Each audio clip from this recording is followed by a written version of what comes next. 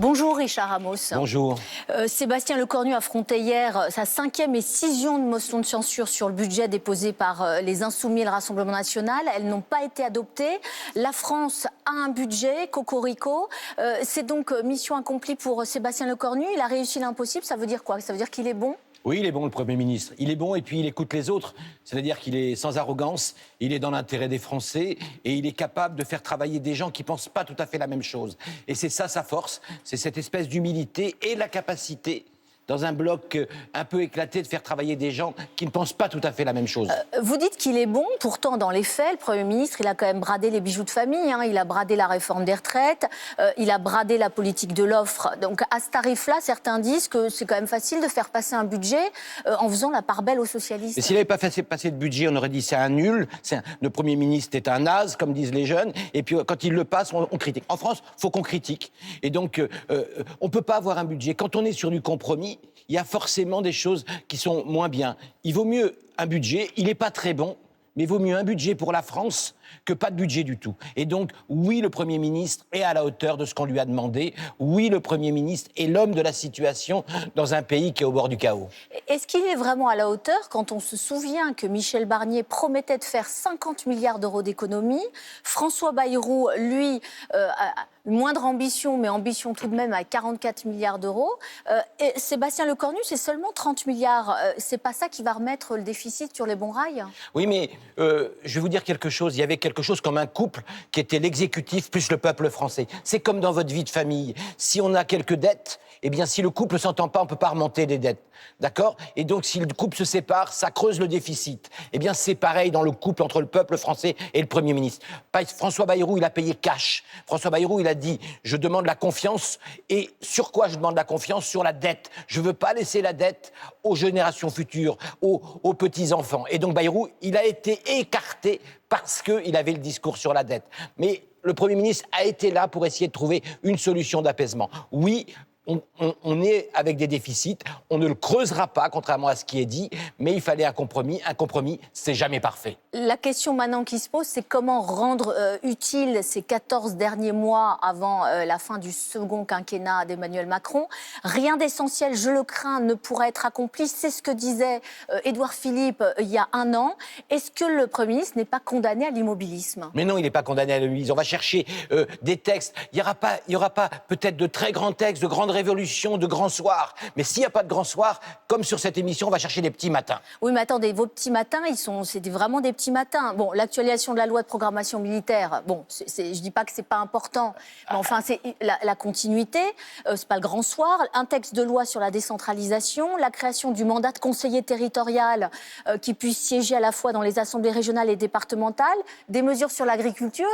Il n'y a pas non plus de quoi... Ah bon, on fait une armée, c'est pas important, l'agriculture, c'est pas important. Non, mais vous voyez ce que je veux dire, c'est pas des grandes réformes structurelles. Aujourd'hui, c'est pas une grande réforme structurelle, le conseiller territorial. Non, mais là, tout ce que je vous cite... C'est une grande réforme territoriale qu'il faut. Je veux dire, aujourd'hui, les Français, vous leur demandez, c'est qui ton conseiller régional? Personne ne sait. On est obligé de remailler un lien entre les Français et les élites. Et il faut, dans ce millefeuille administratif... Moi, je suis un ancien chroniqueur gastronomique. J'aime le millefeuille, mais quand il n'est pas indigeste. La grande réforme que va faire le Premier ministre sur le conseiller territorial, c'est de rapprocher les Français des décisions.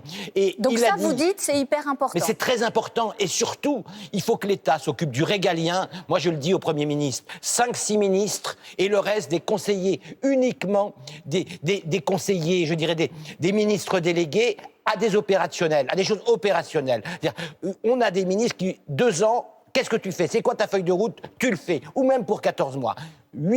6, 8 ministres et le reste des gens qui sont des opérationnels et qui te rendent lisible aux Français. C'est ce que vous lui dites. Disent, faut changer le quotidien. C'est ce que vous lui dites. Il va y avoir un mini remaniement ou un ajustement en fonction du vocabulaire qu'on a envie d'employer. Vous lui dites de réduire la voilure. Oui, 8 ministres et derrière que des secrétaires d'État à mission.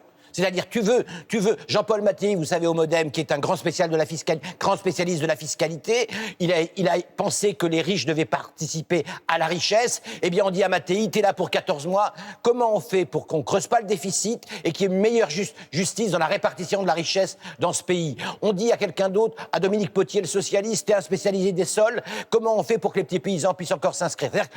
des secrétaires d'État à mission et très peu de ministres. Et donc, ce que je dis au Premier ministre, Monsieur le Premier ministre, Monsieur Lecornu, 8 ministres régaliens, vous vous occupez de ça. Tout ce que c'est pas le rôle de l'État, on le remet aux régions, on le remet aux départements, on le remet au nouveau conseiller territorial et on s'occupe de l'éducation, de la santé. Et donc, on est sur le cœur de la défense. Et on est sur le cœur de ce que faire les ministres. Et les autres, à mission, ils sont pas bons, on les vire. Ok, on a compris votre idée.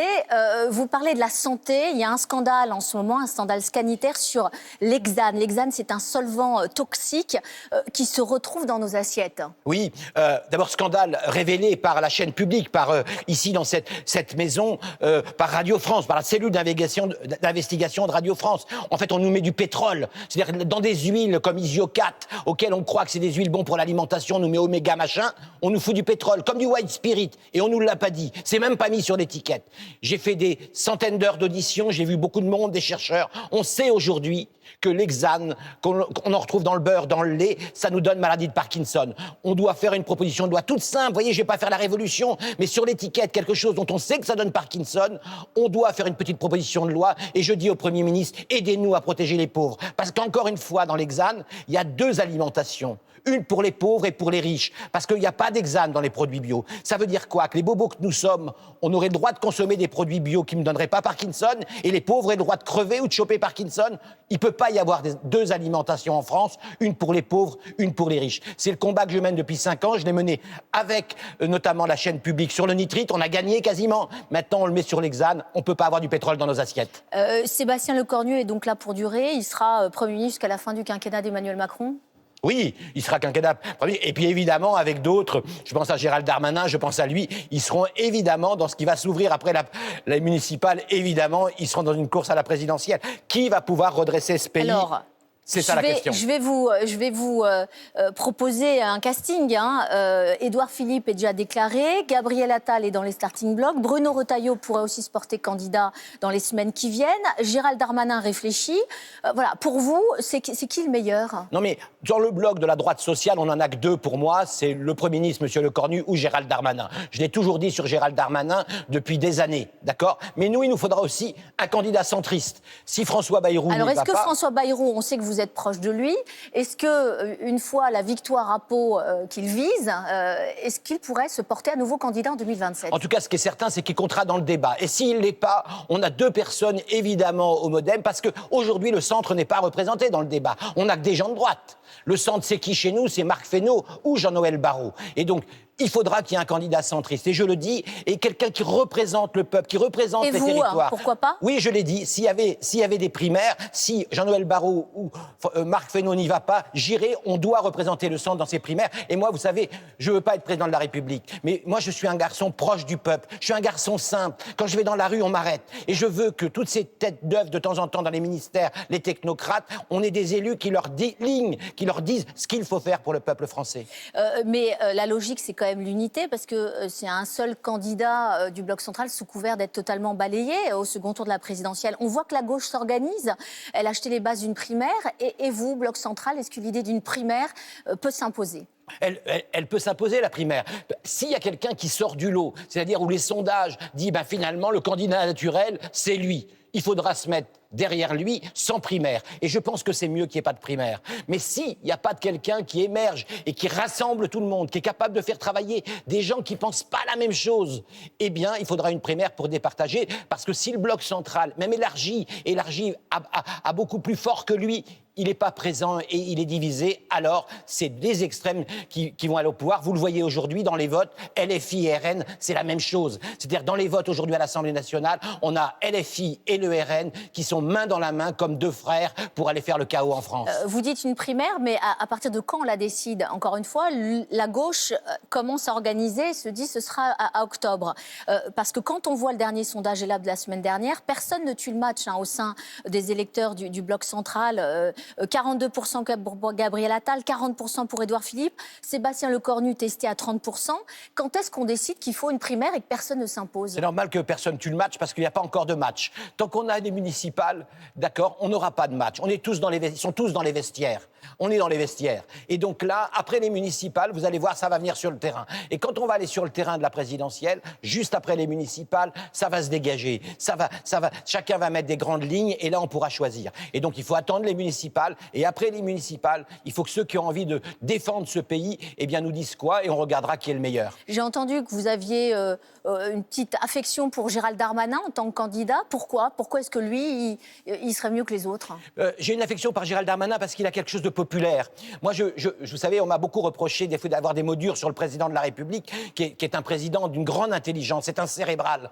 Mais ce peuple français, c'est aussi un peuple viscéral. Il a besoin d'être aimé au-delà du cerveau, par une affection particulière. Gérald Darmanin, on le sait, sa maman était femme de ménage, il a été un élu dans des quartiers populaires, il a quelque chose, je dirais, qui est du terrain. Comme d'ailleurs le Premier ministre Lecornu, qui a un vrai parcours d'élu local. Et je pense que dans les prochaines élections présidentielles, il faudra quelqu'un qui donne confiance aux Français. Il ne faudra pas que de l'intelligence, même s'il en faut, il faudra aussi un affect. Parce qu'on est un peuple latin, les Français ont besoin qu'on les aime. Merci beaucoup Richard Ramos, bonne journée à vous.